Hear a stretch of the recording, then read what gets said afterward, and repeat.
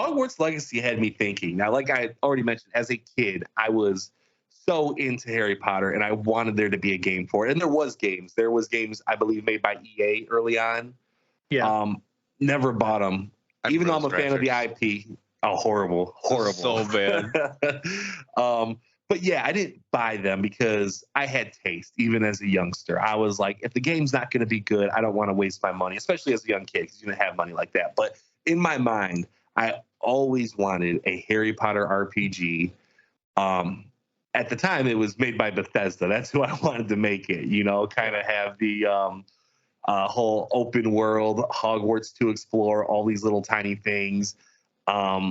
And that was my dream game. And I feel like this is coming very, very close. I'm so happy to have it because it is a Hogwarts RPG. You're not Harry Potter, but you start at the school, you're learning spells, you're going to classes, you're finding secrets, and you're flying brooms.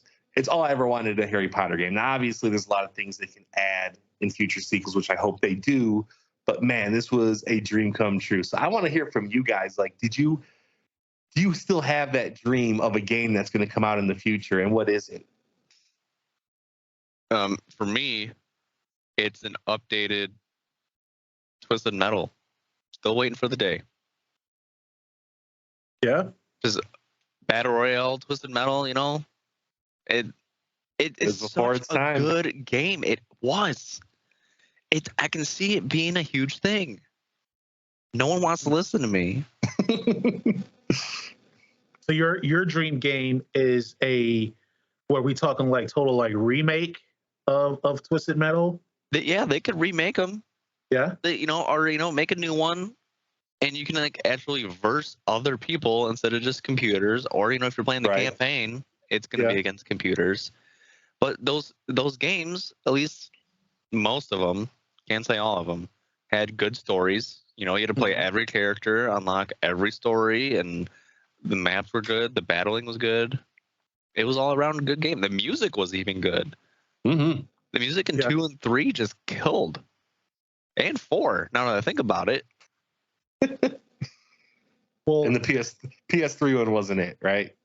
That one, it had Paint It Black, and that was about it. Well, just in general, like the game itself was just... It was good. It was better than... Black is the one I'm thinking of. That one... No, Black was great. Yes, the other PS3 one was horrible. Yeah, Black was PS2. That was like a launch title. And maybe. Okay. It's been a while. But yeah, the latest Twisted Metal got awful. Yeah. That's, what's interesting is that, Cory, you asked, like, what's our dream game? And Cory, and David went back to a game that already existed. Yes. And here's the thing. I'm not knocking it. No. I'm not knocking it because my 2 are games that have already been made that were dream games.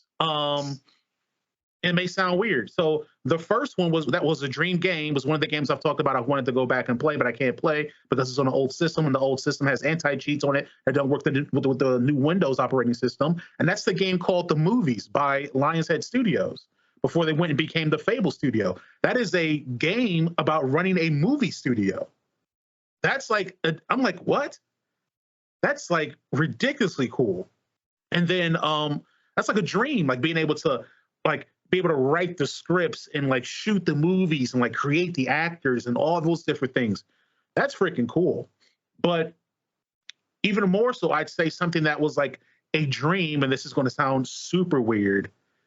I don't know if it'll make sense to anyone, but my dream game was, even more so than the movies, was the original Assassin's Creed. People need to understand how big of a history geek I am, okay? I'm super into history. And one of the things I was most interested about was the Crusades, right? And the fact that this game covered it from the perspective of the assassins, of the Hashashin, and you go to Sudan, to one of their original headquarters in Masaif, but there's another one that they don't really tell you about. That's like one of the original ones. I forgot exactly where it's located. But like that's a whole thing that I was super into. So when I heard, hey, they're making a historical action adventure movie set in the times of the Crusades from the same team that made Prince of Persia, I was like, oh, someone must have stole my dreams while I was sleeping, because this is the dream game. And yeah, it ended up not being as universally well received as I would have hoped. It had some issues that maybe would have been nice to get worked out. But when you're talking about dream game of mine, if you're asking me even now, what would be your dream game? My dream game would be a remade original Assassin's Creed in Unreal Engine 5. And what I want you to do is I want you to go more in depth with the cultures. I want you to not westernize my protagonist. His name is Altair. Make him Arab. That's what he is. They tried to back revise it in some later ones, but that's what he is. Explore more of that. Explore the original headquarters in Alamut, not the one in Masaif, Syria, I believe. I want that. I want it to be even more historically geeky than it originally was. That's what I want. That's my dream game right there, which may be weird, but that's what it is. Yeah, I'm not gonna lie. When I thought of this topic, I didn't envision both you picking remakes of games that are over 20 years old. Right. And in Twisted Metal's case, like almost 30, right? Yeah. I don't know if Assassin's Creed's 20 years old yet, but it's getting close, right? Like it's yeah. What's the original? What was the original one on? PlayStation for Twisted Metal. Yeah. No, the Assassin's Creeds. I know that one, Cory. Was it 360? 360. Yeah, like early on. Okay. Yeah. So not quite 20 years, but I thought you guys were gonna maybe pick an IP that you really love, like a Breaking Bad game, or like I have a couple. Like I have envisions of a Teenage Mutant Ninja Turtles game made by Rocksteady, the people who made the Batman Arkham games. Okay. And doing a 4-player co-op, but like a serious version, because the original comics are I love the cartoon, that's what I grew up on, but the original comics are a lot more serious. They deal with more mature themes, and there's a lot more violence in it. So I thought if Rocksteady made that game, it would be perfect. I can get on board with that one, honestly. Another one I want an anime party fighter a la Smash Bros. Give Nintendo a bunch of different anime franchises and let them make a party game with all these really cool anime characters and let them go wild. There's a few like that, but I don't like the style like Jump Force.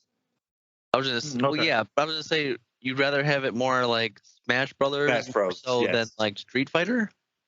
Yes, so like there's Dragon Ball Fighters, which I really like, but for me, there's like an upper limit of that game that I can't get past. I can't dedicate the time to get better at that game. I have a decent amount of skill, but there's just a limit I can't get to.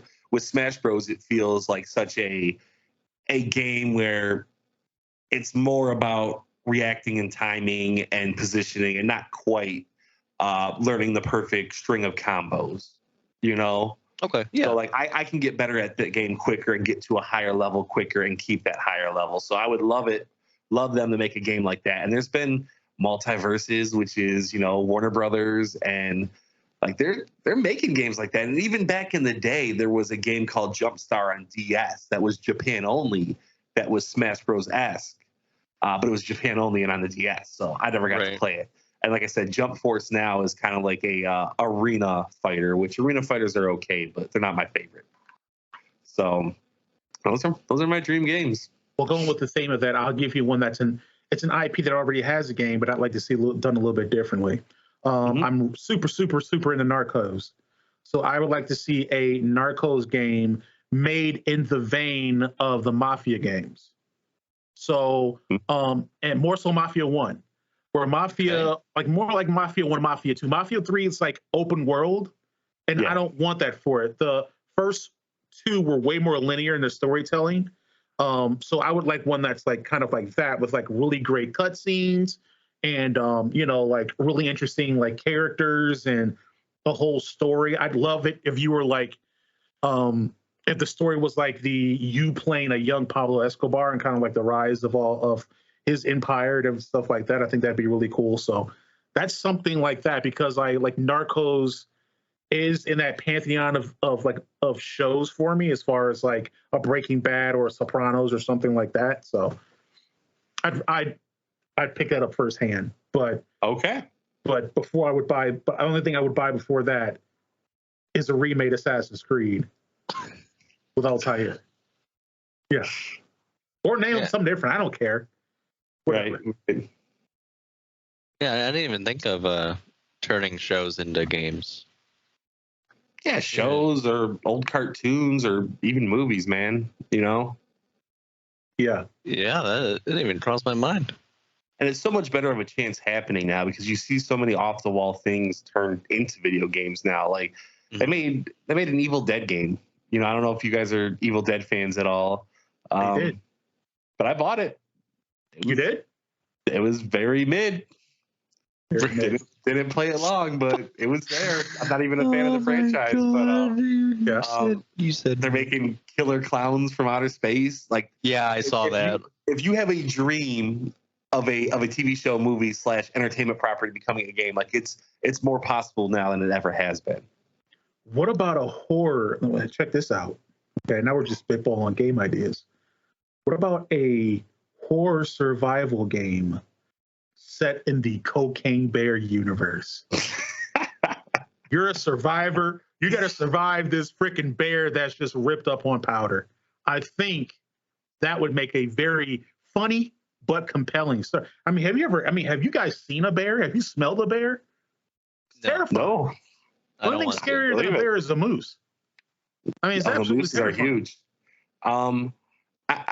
I wouldn't put money on this, but I bet in the next 5 months or something, there's a Cocaine Bear game asset flip on Steam. Oh yeah, yeah. Like there's gonna be someone going off. Yeah, let's do it. Make quick money. Yeah. So I mean, a survivor freaking running away from a coked out bear, he just blowing through walls and stuff. Like there's nowhere to hide. Like, exactly. Right. You gotta run away until he runs out the cocaine hit, but he can find more stashes of it. So if he finds that, he can keep going and keep searching you down. You have to destroy the stashes of cocaine. Yes. Okay. While you're running away, else they're power ups. Or now it's a hunt game. And there's a third character, is Pablo Escobar, providing the cocaine to the bear. Right. Like that's not a bad tie-in. That's not a bad tie. Flying in on his chopper. Yeah. You know what? I would give you a couple of points if this was on the. Hey. I would give you a couple of points for that. That was a nice tie-in. That's called synergy, people. That's brand cohesion that just happened there. You only get that when you like each other, right? Okay. Moving on. Debatable.